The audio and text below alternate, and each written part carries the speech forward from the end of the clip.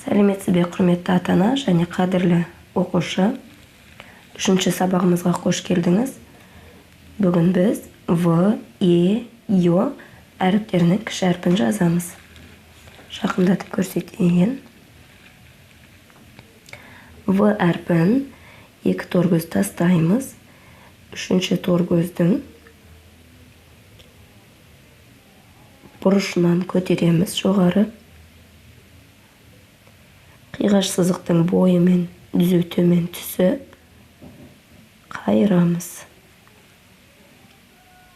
Қайталап көрсетейін. 2 торгөз тастаймыз. Бұрышынан жоғары көтереміз. Қиғаш сызықтың бойымен түзу түсіп, қайырамыз.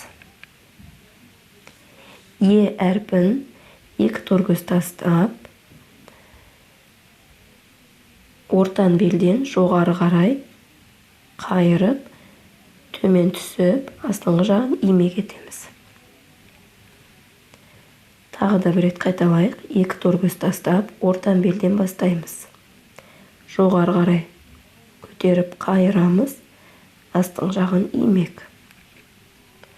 Ё әрпі дәл Е әрпі сияқты жазылады. Тек төбесінде 2 нүктесі бар. Ортан белден жоғары қарай қайырамыз.